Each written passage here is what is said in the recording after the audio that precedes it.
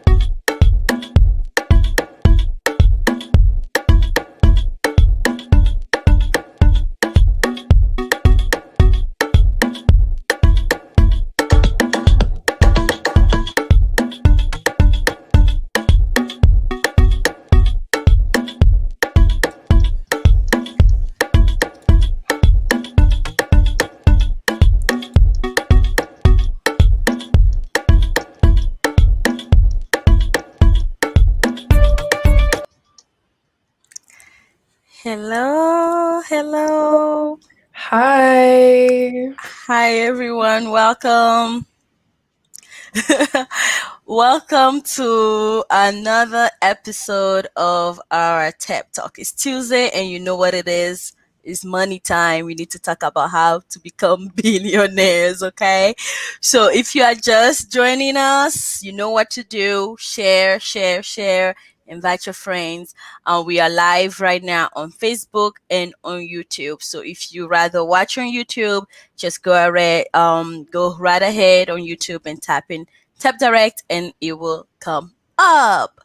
All right. So before we head into it, we have a few messages from Tap Direct and what Tap Direct is and what Tap Talk is. So Ariella, take Yes, it. so just to run through with y'all, TEP Direct is a directory where we gather entrepreneurs, businesses, everything together to kind of build the Togolese community and be a reference to our community. So, for example, if you're looking for a chef or someone to cater you nearby, you can go ahead and go to www.tepdirect.com and all of that is there. Furthermore, we also have a lot of merch. So at the bottom here, you can see that we have sweatshirts, we have coffee mugs, all of that just to represent our community. We have I am a Togopreneur. And on top of that, we have our coupon. So it's okay, there's a coupon.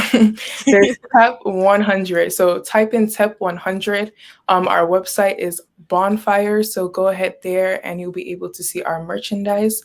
And don't forget to connect with us on Instagram and Facebook at TEP Direct.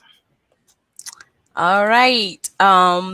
So before we invite our guests, let's oh, we have people here.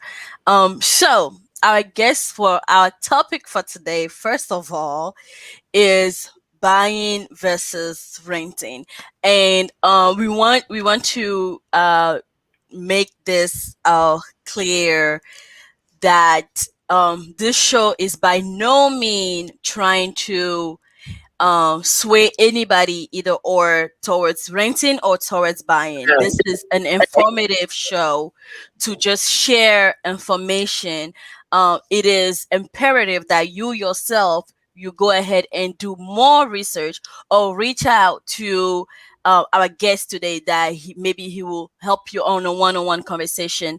So this is not, to tell anybody here to go buy a house or to leave their house and go rent. So we want to give that out there and make sure that we are all on the same page before we start. So before I invite my guest, let's play a little video that we have from one of our members. Okay. Hello everyone, my name is Diana Minta. I'm a Togolese entrepreneur. I'm inviting you today to join tepdirect.com, which is Togolese entrepreneur professional directory. Free subscription is going on right now. Hurry up, join our website www.tepdirect.com. Again, www.tepdirect.com. TepDirect, a reliable services for our community growth.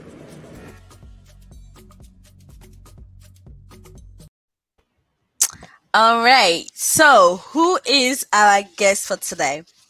Our guest today is mostly known by a lot of people by Coco T, but to some, he's also known as the African capitalist.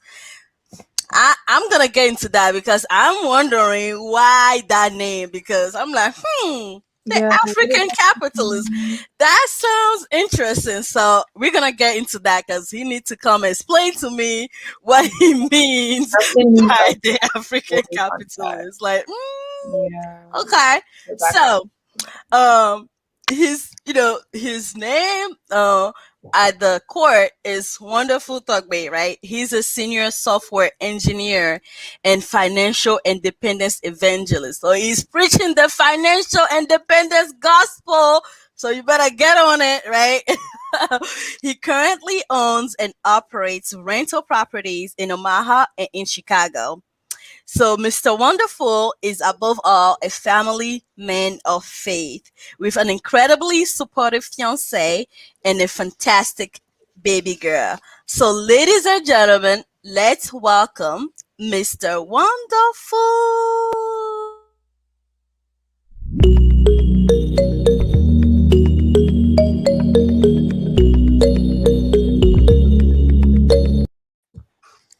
All right, welcome, Mr. Wonderful. Thank you. Thank you. Thank you for joining us today.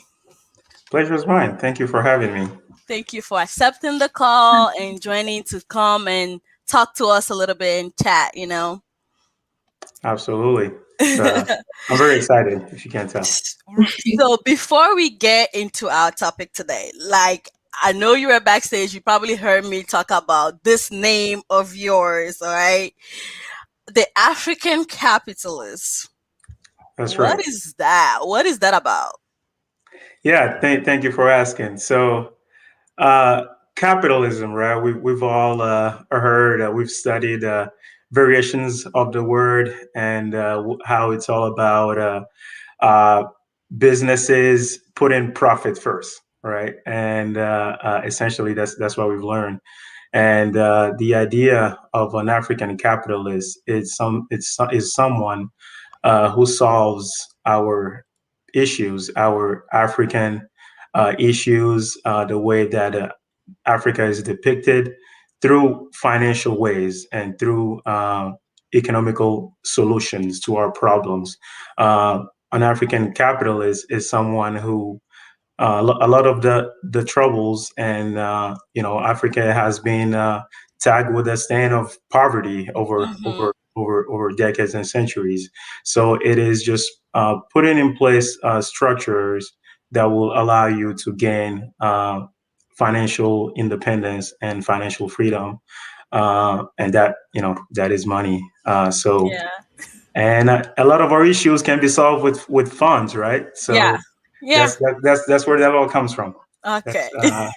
and I am someone who preaches financial independence and positioning ourselves to gain that, because essentially you cannot help anyone unless you can help yourself, right? Mm-hmm. You cannot. We all have these grand ideas as Africans to donate to help the needy, but all of those most of the time come with being able to financially sustain yourself and your family. So Right. that's where it Yeah. comes from. That's very true, and I love that. So one more personal question before we go into the topic of the day: how does a software engineer become a financial evangelist? Oh, yeah. So good question. A software engineer becomes a financial evangelist when he finds out that Hey, I think I made it. I was supposed to have made it. Now I'm working. I'm an engineer, right? Growing up, Africans, we have a few job titles that our parents shoot for us to get, which Mm, is either a doctor, engineer, lawyer, the above. And I haven't realized that, hey, I'm supposed to be, I'm supposed to have made it. But looking forward, projecting that path a decade, several decades ahead of time, you'll quickly find out that there's got to be a little more to this for you to be able to escape or to get unstuck. So that's what has pushed me over the past few years into looking a little bit the other way, and and make those two work together, because one cannot work without the other. The financial, the career is where we go. We clock in and we make sure that we have our bills covered. yeah, But it cannot be just that. It has to be a little further. So right. that's where the the the the research, the learning, the education has come, and a little bit of the evangelism, which is really just about having open conversation. There's no conversions of any sort happening per se. Right. Wow, that's great, and that's a very good thinking. I mean, sometimes we get so stuck in just having a desk job because that's what our parent taught us, since especially people like us who are, from African descent, and you are taught that working a 9 to 5 or 8 to 5 is where it is at. But you know, you and I both know that, especially in this time that we are living in, that is quite not the truth. So, hey, kudos to you and good job and congratulations on all your endeavors. We are very proud of you. So, Okay. I just want to let you Thank know you. that. Thank So you. Ariella, let's get right Yeah, into let's get the right topic into. of the day. Yes. But So before just to that, reiterate,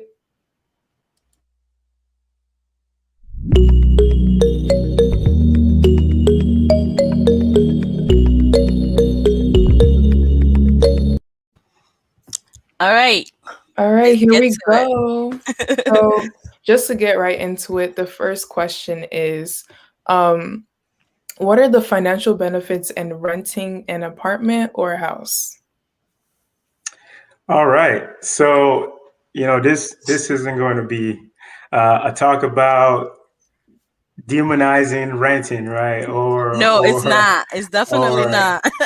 right. So I'm gonna get into it. I think renting actually is fun. It's very no, the number one thing that I think about when renting a place is stress free. There's some stress that comes with home ownership that we pretty much can deal with can do away with when we have someone who's in charge, right? You have someone mowing the lawn, you have someone shoveling snow. Anything breaks, it is just as at a phone call away, at a text message away, and your landlord can take care of that, right? So I would say the number one is the stress free, right? That comes with it. If you're in an environment that you have too much in your plate, then you might opt into renting. If your place of employment is in a part of town where it doesn't allow you to buy property because it's in the city somewhere, like in New York City. I'm just throwing that out there. You might have to opt into renting, and then you pretty much get to do away with some of those stress that homeowners have to take on. Uh, the second point I would say is it takes less funds to rent a place than it does buying a home. Right, you are dealing with a security deposit that is about first month, and that's about it. You don't have to deal with up to 20% that comes with a down payment, right? You're in there, uh, and that's it. It takes less money to rent a home than it does um, buying a house. Mhm. And another part of that is when you're renting, you know pretty much how much you're going to outlay every month in rent. Mm. Right? Yeah. There's no, hey, it's cold in here. You're thinking, man, this might be my furnace that's going out now, or my refrigerator isn't working so great. My air conditioning, my roof is starting to leak. You pretty much don't have to worry about those, except for you might have an increase of rents every year or so, but it's still not considerable, right? You can plan Mhm. out your budget and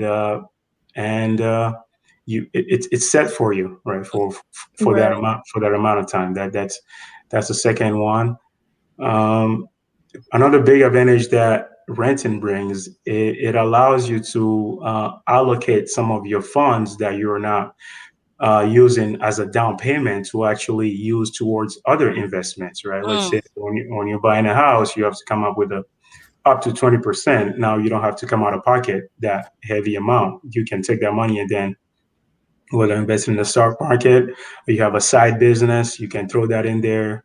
There's a lot of advantages to renting a house or an apartment. Say that you're in I just keep throwing them at you here. If you feel free to uh, talk about any of those, if you let's say you moved into a new city or you have plans of moving soon, right? You can just pick up and go Right. with enough notice, right? Mhm. You're bound to a lease, so but still, you don't have to worry about putting your house on the market. You don't have to fix things up, and it might take several months before you actually close. There's that. Back to a little bit of the financial ones. There's the T word that we don't really like, which is taxes, right? There's homeowners taxes that you have to deal with. There's insurance fees. Your renter's insurance is oftentimes much less than what an owner has to come up with. So there's a lot of advantages to renting. I would say. Yeah. Those are some of the ones that come to mind that I have noted. Yeah. I think those are great. Those are really good. Mhm. Yeah. So let's get into the next question. I don't see any questions from the audience, so let's keep going.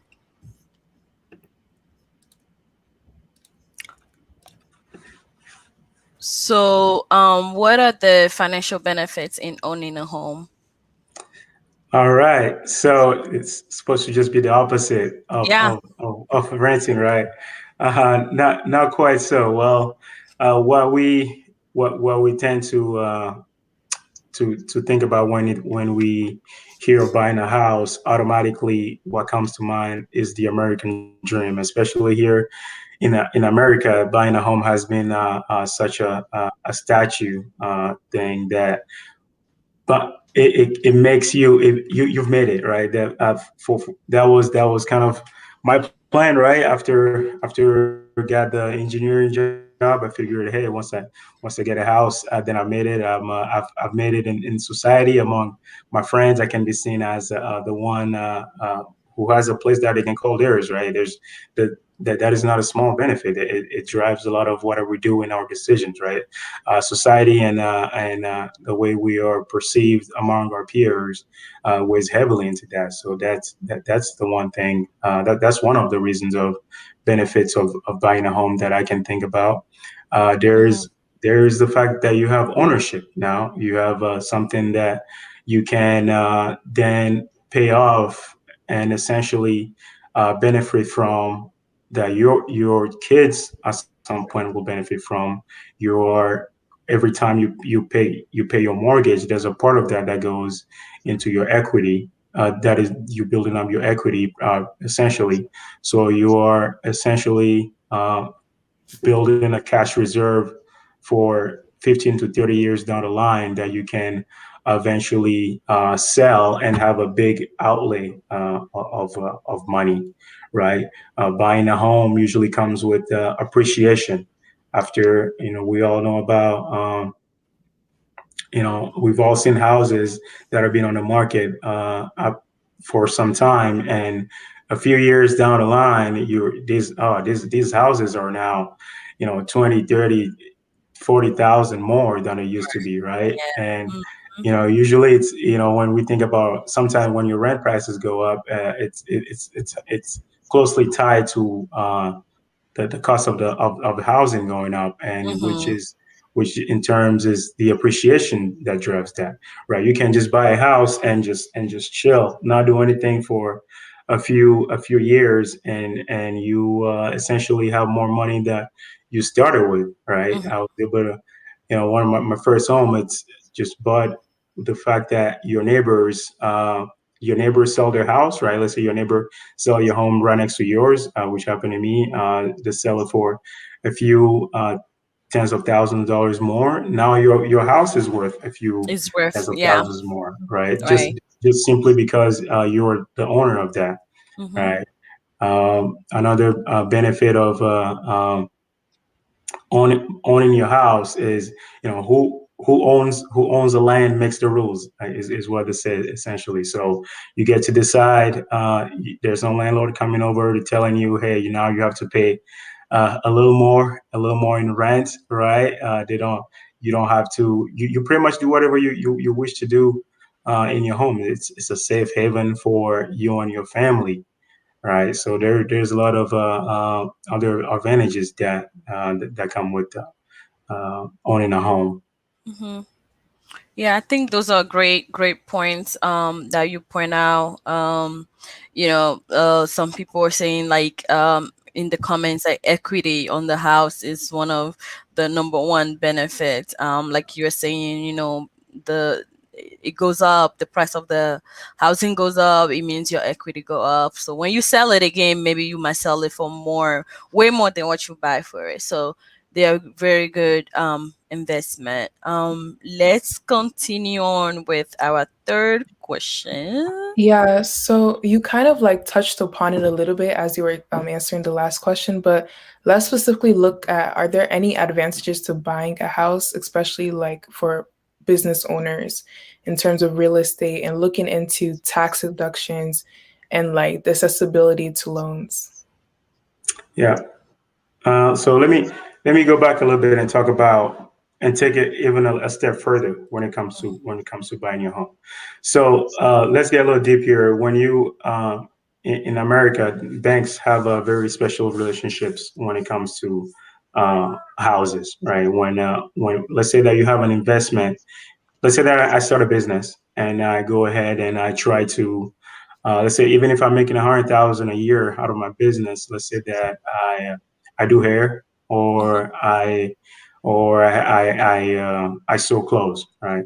And I try to go to the bank and try to lend money against my business. Say, hey, I'm able to bring in 100,000. Can you guys, give me, let's say 30, 40,000, because I like to use that money and let's say open another shop, right? You'll find it that the bank will very often say, well, we don't really know how that works. We don't really understand your business like that. It becomes a little tougher to do that Mm-hmm. Mm. because banks have a very special relationships with the real estate, and Right. that is the fact that they understand the house.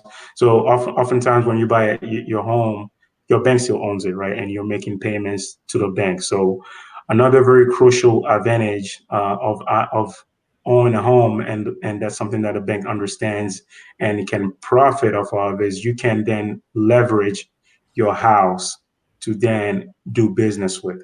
So Mm-hmm. what that means is, if I have a house that is now worth, let's say, 150,000, right? Small numbers here, and my mortgage is on the house is only 50,000. Let's say that I've owned it for a few years. I've paid down quite a bit, and the appreciation has helped me go up in value over the years. I Mm-hmm. can turn around and tell the bank, hey, I have a house that is worth 150,000. I only owe about 50,000 in it.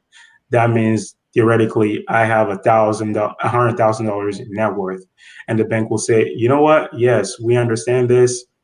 This is our jam. We will lend you up to 75,000, which is 75% of that. So Mm. just because you have a property that has appreciated over the years, now you have become a very desirable asset for the bank, for them to, because they can use that. They understand that. So if you were to go ahead and go through a process that we call cash out refinance, the simple fact that you have that home allows you to be able to take that money and leverage it to do business. Mm-hmm. So just to tie it back into what the advantage of a business owner would be.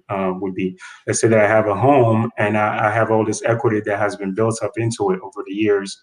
I can go to the bank and say I'd like to do a cash out refinance and use some of those funds and say go ahead and open a new location or whatever it is, to continue growing my business, because the bank understands real estate and they're willing to work with me.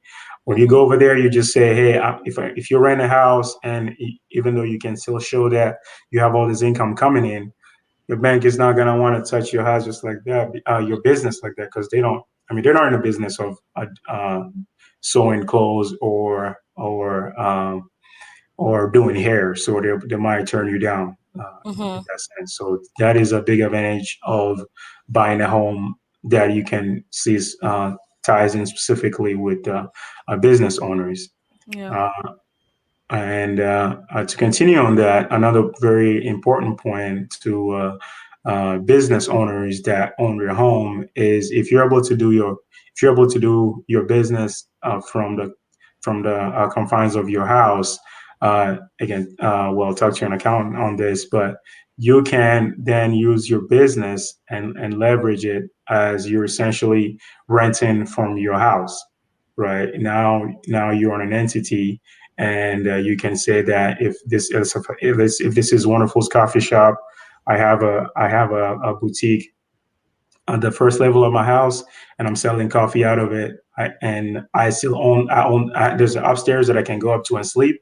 I can essentially say that in the eyes of the law that I'm renting from a Wonderful Coffee House is renting from Mr. Wonderful, and Mm. then my whole rent then can be deductible, uh, Mm. and that is money that you can get back on your tax return. That is an expense that you can write off. Right. Again, consult on account on this. I do myself. So yes, there is just so many advantages of just that right there. I think is a game changer for a lot of people. Yeah, I think that's really great. It's like a house is a better collateral pretty much for a business loan rather than your mouth or your bank account per se. Mhm. Right. A house is a better collateral. So before we want to give people the chance to digest all this good information and finish taking notes. So before we head to the next question, let's take a quick 30-second break. And Chantal, which one do you want him to repeat? The renting part? If you have a house, if you have a two-story house, you can rent the bottom to your business to do business out of, and then when you file your business tax, it can be a deductible for you, but you can go and consult Right. a, co- There.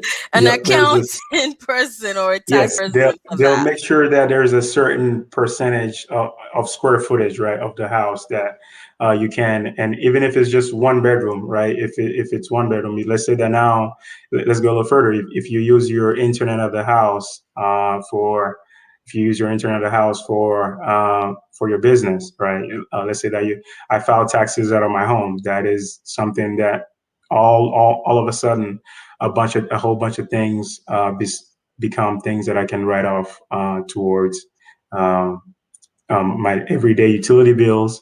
Parts of those depend on the square footage that I do my business in, as opposed to the whole square footage of the house. All of Mm, those come in and can then be written off against my yeah, I income that I'm think doing in my business. Yeah, I think that's what Jabel was saying. That does it have to be the bottom floor or just a square footage within your house? I believe it's just a square footage. Anything Yeah, like if you are it can even be if a it's a two bedroom, bedroom right? and then It you are can, taking the bedroom to do business, right. right? Yeah. Okay. That's Yeah. good. That's good information. Yeah. But you cannot do that if you are renting, can you? No, if you're Mm. renting, you do not get any So you do not get given. you cannot sub rent to your own business. That's right. Yeah. Okay. That's Mm. interesting. Okay. All right. I'm gonna give Henriette and and the rest of them to take note. Give them a couple seconds to take notes, and then we're gonna get back to our questions.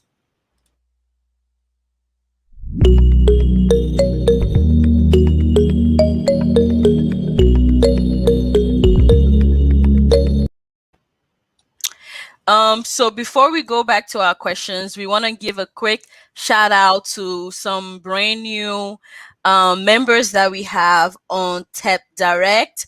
So we have Farida Abubakari, who is one of Togolese top models living in the US. She lives in California. So if any of you clothing designers, stuff like that, need a model to work for you and do a fashion show for you, she's your girl. You can find her on Tap Direct. You can reach out to her and she will provide that service for you.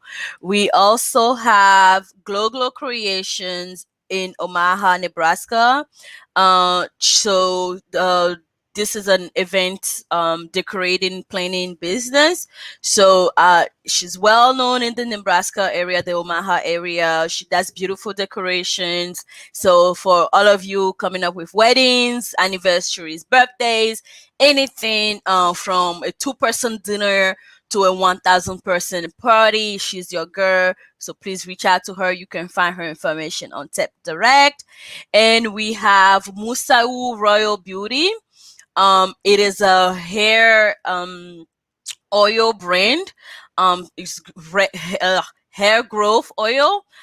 She's based out of Maryland, but as you know, shipping is available worldwide. So if you want to have more information about her product and what she does and who she is, you can find her as well on Tab Direct. And last but not least, we have Shock Films and Photography.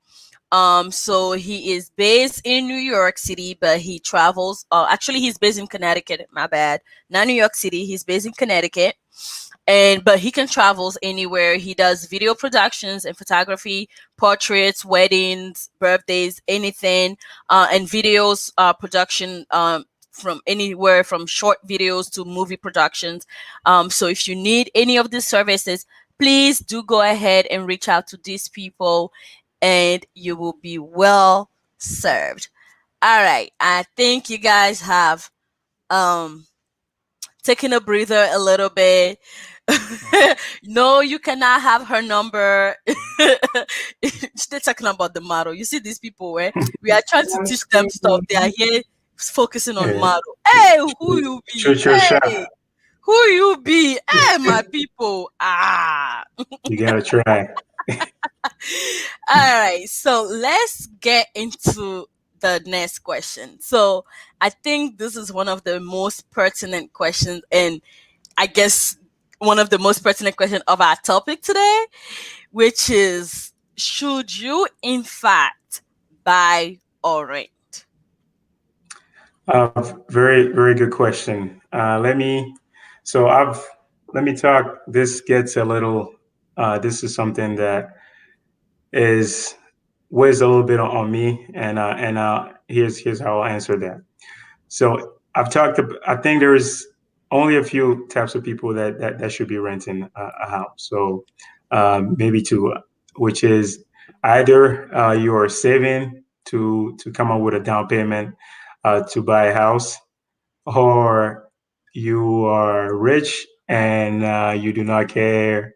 You are the comfort, right? The cost of comfort or the value of your comfort, it is so high that um, you would rather have that comfort of being able to move quickly, being not have to worry about snow, not have to worry about mowing the lawn for or just the worries that we normally have of regular homeowners. I think if you are, unless you are either working towards those things, and also, of course, building up your credit because buying a home will require some. The financial institutions will make sure that you are in fact you qualify financially to buy a house. So whether unless you're working towards those towards getting to buying a house, Mhm. I do believe that you should, in fact, consider buying a house, and the reason is, as Africans, our African immigrants, our paths in America has been a little different than most people of color in this country, right? Yeah. Yeah. We come, we usually have very different struggles that are quite different from uh, our African American brothers and sisters. Mhm. And I like to talk about that because traditionally, the ownership is something that has been kept from us to and reserved to only a few privileged group of people. If you study if you study redlining, for instance, where based on your zip code or where you live, the bank and the home insurance companies will not, in fact, give you will not give you a quote, or they will not let you buy a certain house just because you come from a certain area. And those are struggles that we have, our people have struggled with over the have endured over decades and centuries, and now we do have this ability now to go ahead and move into home ownership. And Mhm. if you look into, if you look into the average net worth of our our people versus the counterpart, which is Caucasian families, their net worth is somewhere in 300. I think the average net worth of a Caucasian family is somewhere in the 300,000 plus, which is mostly coming from their home. Whereas if you look at our people and the average black family, it is in the tens of thousands, and that comes from not owning something that you can then delegate to your family, Family. right? Yeah. So I know also as coming from the viewpoint of immigrants, it's something that we can put down because we can see this place as not being our home, or we only here for a certain while. But if you really think about it, the time we are here for a very good chunk of our lives. And Mm. if you really take that into consideration, the time that you're going to be spending towards paying rent, you can use those same funds toward building something, not necessarily, if not for you, then at some point, maybe your kids here who are going to school can leverage that money, and you can even leverage that money and do business back home. Mhm. If you buy right, certainly there's buying, but I can say a lot about how you should actually buy a home, right? Just finding the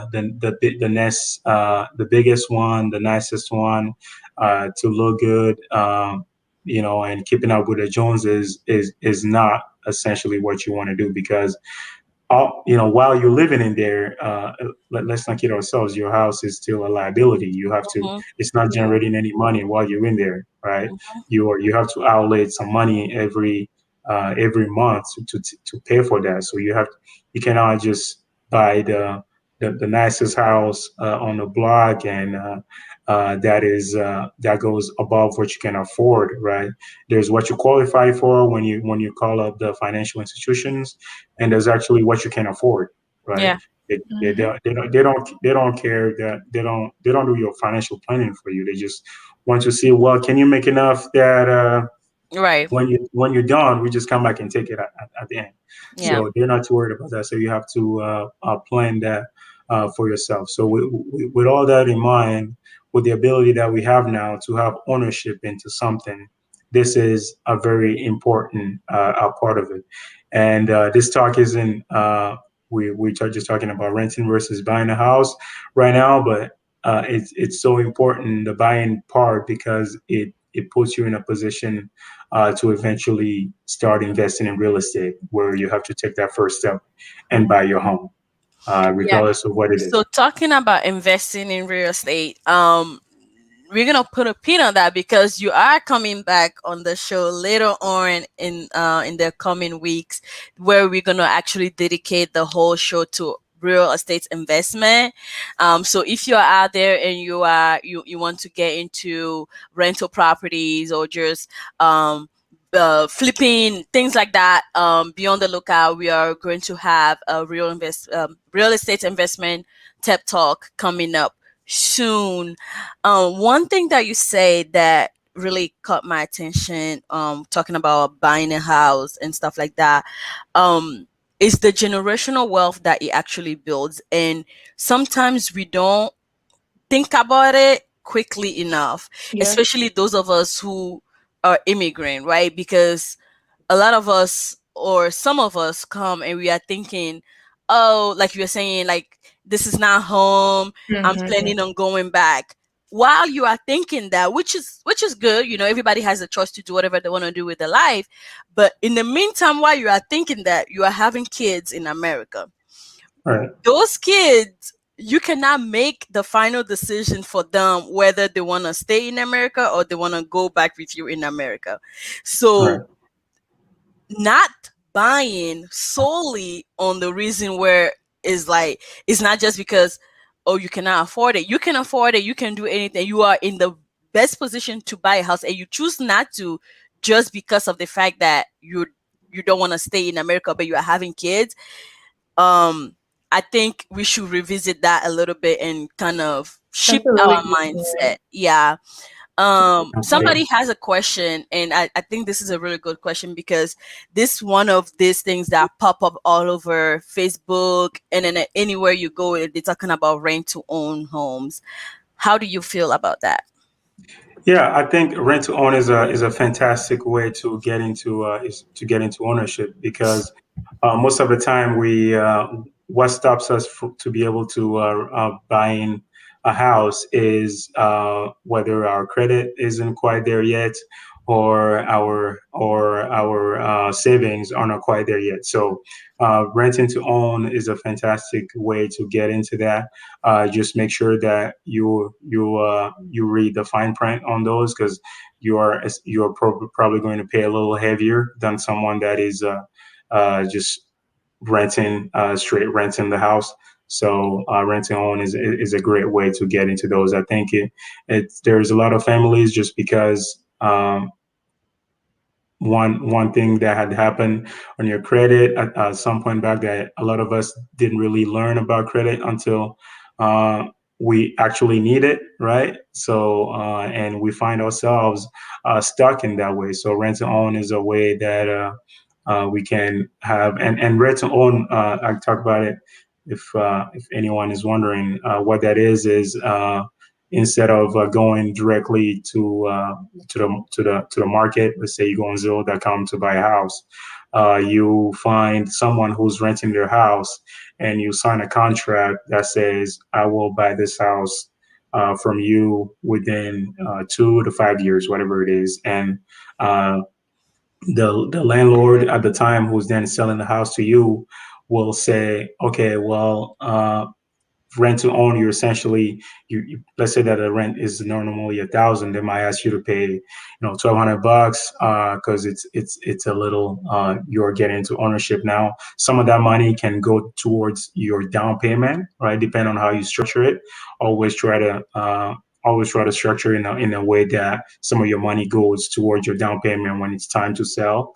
And let's say that a house is worth 100,000 today.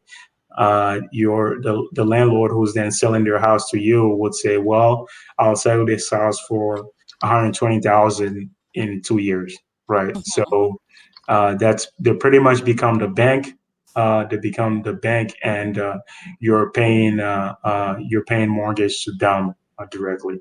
That's kind of how that works. Okay. Thank That you for sounds that. really, really good, and that was a nice explanation. Hmm. So on to the next question. Should you buy a house if you have debt? Yeah, very good question. So I'll say what kind of debt. So what kind of debt you have, and I'll talk about the different ones. So let's say that you have to essentially see debt is essentially some is essentially cancer to your finances. So you have to get rid of it as quickly as you can. And there's some debt that is looked upon worse than some other debt, right? The one of the worst ones being credit card debt or Hmm. consumer debt in general, right? So those, let's your goal with buying a house is to build equity, right? But while you're doing that and you're paying interest towards your mortgage or whatever the case may be, or the equity that you're doing, you are actually your your interest on your credit card can be 12, 15, 20, 25%, right? Where generally your interest on your house is only 1, 2, 3. I'm sorry, not one. What am I talking about? It's not that great. 3%, 4% interest rate on your home. So if you're paying so much in interest in your on your credit card, and instead of paying that off, you take that money paying towards your mortgage because you want to be building equity. You are actually hurting yourself. So depending on your debt, the debt that you have to get rid of it as soon as possible. There's some debt such as student loans that are they're a little they also, unfortunately, also count against you towards your debt to income ratio is what the bank will look at. So they'll see how much you have coming in every month, and they'll tally up all everything that you have that has to come out of that has to come out of that income. They'll take out the student loans. They'll take out uh, child support. They'll take out whatever other fees that you have that are fixed and come out every month. So depending on depending on your what kind of debt you have, Hmm. uh, and the credit card one being one of the worst ones, you should try to eliminate those first. And also, I would say just talk to your loan officer, to go to your bank and talk to them and see what you qualify for, right? Yeah. You don't really know what you can afford until you talk to them. And when you're doing that, though, just a quick tip here: make sure you ask them to not run your credit until you're ready, Hmm. right? So what you do is you check your own credit. You use a free credit checking app, Credit Karma, or your credit card on your. Hmm. The bank will tell you what your number is. So you tell them, hey, my credit score is about this. This is all the debt that I have. What will this qualify me for? And then the bank will tell you, well, you know what? With everything that you have going on, you can only pay about your mortgage can only be about 1,000, 1,200 a month. So that means you can only buy a house that is worth up to 150,000 or 200,000. So just reverse engineer it. Go talk to the bank, and they'll figure it out from there and to see what you can afford. But get rid of the worst debt as soon as possible. Yeah, that's great. We Really have a good. couple questions from the audience. Um, Omaha house market is crazy right now. So my question is, what do you think is the best thing to do? Do we buy still, or do we wait a few more years for Omaha? Yeah, very good question. So should you wait or buy a house now, right? Mm-hmm. So it's the housing market since 2008, since the crash in '07, has picked up, and it's been crazy to see how. how crazy this price has been. You talk about Omaha, but it's really all over the country, right? Mhm. All the prices are just going crazy, crazy. Depending on some areas, we actually, believe it or not, I love Omaha. We are pretty fortunate there because we can still buy homes, under 200,000, right? Some parts of town, some parts of the country, do not have that luxury. So with that being said, you there's a saying that you don't wait to buy real estate, you buy real estate then wait, right? So Mm. if you Mm, that's good. right, so if you're waiting for the best deals, there's always people making money out there in real estate. So there's always people who are buying houses and selling them for a profit. So what that tells me is that there's some deals out there, right? Mhm. So you might have to lower your standards a little bit. You might have to go with I don't know if you like the 2 story. You might have to go with a ranch style house or whatever it is. You might have to change that around a little bit, right? Yeah. And another very important point, while it is such a great time to buy, is interest rates. Interest rates are an all-time low, and let's talk about how low these rates are. They are under 3%, depending on your credit, right? And that is just crazy to Yeah. think about. And when you think about it, inflation, right? Inflation is about 3%, right? And we say so. It's pretty much getting you're pretty much your inflation, which means the appreciation of your house as well. You're pretty much your house is going to appreciate 3-4%, which in these days is appreciating a lot more than that. Some parts of towns, some parts of the country, your house is appreciating 7% year to year. So considering that your interest rate is only 3% and your house is going up like 4, 5, 6, 7% every year, uh, you'd be crazy not to buy today and just wait for that appreciation Yep. to carry you up, right? Yep. Again, there is buying there. You have to look at your numbers, right? Don't buy the most expensive house that your money can get you. Just to say that you have the nice house, right? Also, I would say when you look at historically, right? I don't know if we to put it in context, right? We talk about 3%, but if you put it in context, I think back in I have to look at it, but believe it or not, interest rates at some point in this country were as high as 18%, Mm, 15%, 18%. So for today, these are historically low rates, right? Two years back, we were still in the fives, sixes. I mean, it's not like these rates that we have today are not. I mean, depend on they're not here to stay. At some point, they have to go back up, right? But just because of all those things, rates being it's so cheap to borrow money to buy a house today. So don't overextend yourself. Find the best deal. Come on, if you have a roommate today, and you both have some money that you can put together towards a down payment, look into what you can afford. You'll still be roommates in the house, and you're both building equity towards the future. It's Mhm. not we often overestimate how hard it is to sell a house. The housing market is crazy. You're going to get that thing sold just like that because there's such low supply. So if you need to move, right, a lot of back then I was thinking, man, I want to move out of Omaha eventually. I want to move out of Omaha. So I don't really know if I don't know what all it'll take to sell this house once I move. Who's going to take care of it? Nowadays I'll tell you to rent it when you move, but there's a lot of ways that you can take advantage of the historically low rates. wow. Hmm. Ah, Hmm. these are so like I'm soaking in, and I think people are soaking in, and there. So our show limit is literally 1 hour, and we are hitting that 1 hour spot. But Mhm. I feel like there's so much more we want to hear from, and there's people who have more questions. Questions. There's so Um, many questions. Like, it's crazy. So There, here's what we are thinking.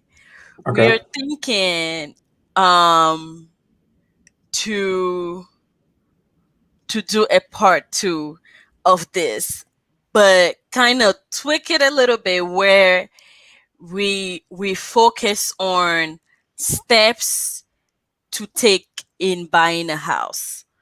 Um, Okay. because I think most of our guests here, most of our viewers are are people who have in mind that they want to get a house. So the questions that are coming are more questions about, okay, can I do this in order to get a house? What do I need? What do I need? So what if I'm asking you publicly so you can say no?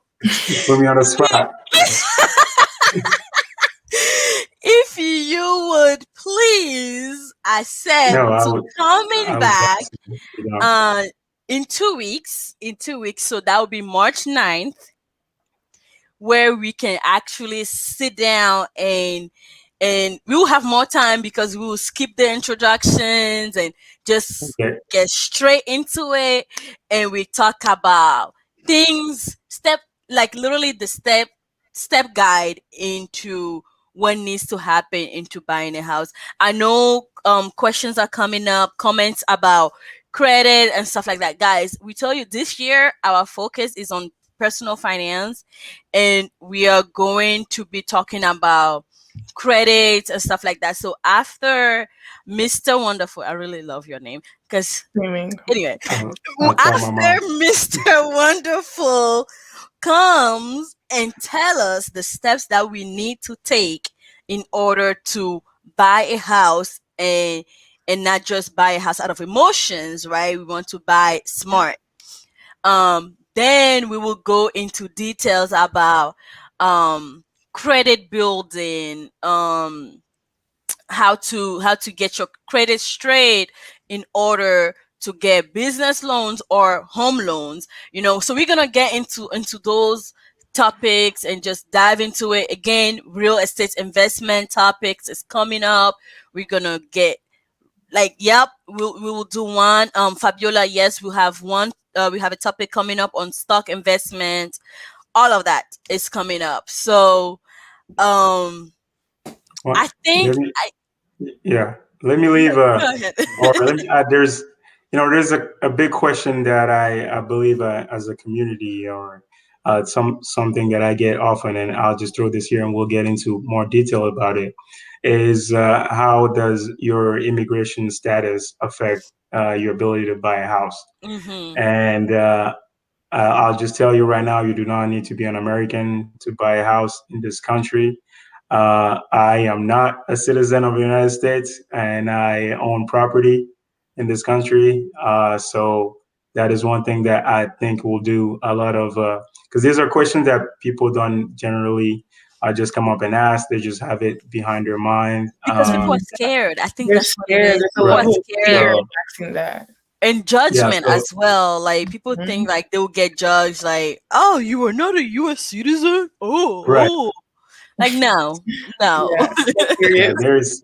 This really is a very important topic to me. So anything that all the conversations that we can have, the things that I can learn from the audience, from you guys, things that I can share, please, I would love to do so. So Like, I'm thank you I'm so your much guy. for this. Like, I feel like now is when more people are coming and the questions are coming, and it's gonna. I feel like March 9th is gonna be great. What I'm actually going to personally do is go back and watch this and pick like and copy the questions. So if your question was not answered today in this live, and you already type it in the comment, we will go ahead and retrieve those questions. And also, if you have questions that maybe you don't feel comfortable enough to ask publicly, you can send us an email about with your questions, and we will have those ready to go on March 9th when we have the next show. Somebody said that one thing that like his take home message is, you don't wait, to buy a house, you buy a house to wait. And I think this is something like, Yeah. yeah, this is great, this is great. Yeah, I Yeah, think a lot of when you people don't wait think long about it that enough, way. Yeah. when you wait long enough, right? It's just like a stock. If you don't sell it, you don't lose, Yeah. right?